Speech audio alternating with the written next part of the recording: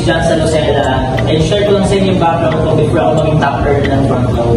I'm an HRM graduate way back before, and I'm a bartender. So yun yung trabaho ko dati before ako mag-start sa ganitong business.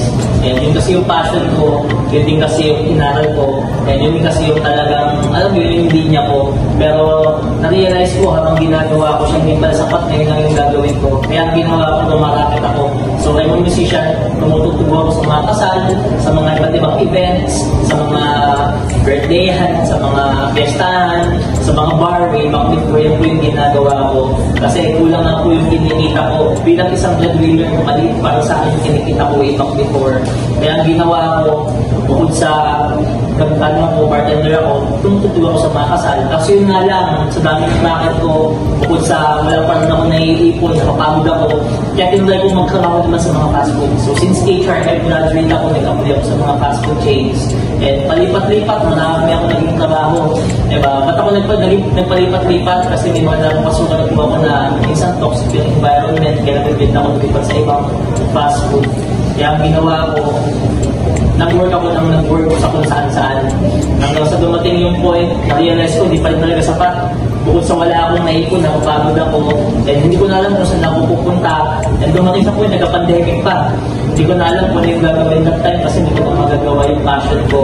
Kasi nga, maraming company na sarado, maraming negosyo na sarado, and naging blessing sa akin yung front row. Na hindi ko alam, may invite ako dito. Nung umpisa, ayaw ko siyang tingnan. Nung umpisa, ayaw ko maging open. Pero sabi sa akin ng friend ko, tayo ko lang daw tingnan, wala namang mawawala. Totoo naman wala namang mawawala. Kaya tinry ko siyang tingnan.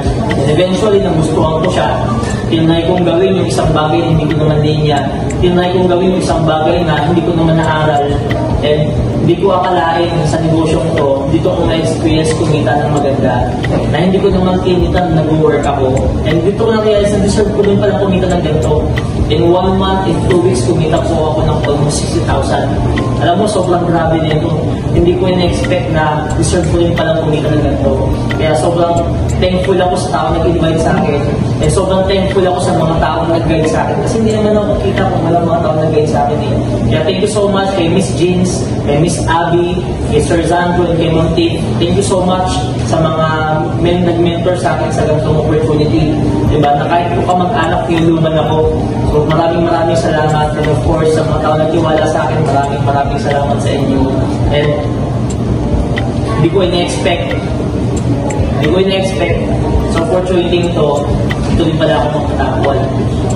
Imagine this sa school hindi naman ako nag-top, pero sa negosyong to, nagawa ko mag-top. And ako pa yung nag-top 1, and isa sa mga kumita ng maganda sa ganitong opportunity. And kaya thank you so much sa mga nag-mentor sa akin. And thank you thank you Sir Sam, Sir RS sa opportunity na talagang buti lang yung front row. Kasi kahit online, pwede kang kumita Kaya kung ikaw nanood ka ngayon, kung ikaw na-invite ka sa front row, or may ini-invite ka pa lang, or may mag-i-invite sa'yo, kapatid samahan mo. Try mo lang i-check.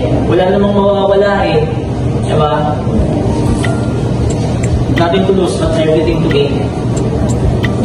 My name is John Salocela, and isa ako sa matulong sa inyo pag ginawa niyo yung front row. Thank you so much, and see you.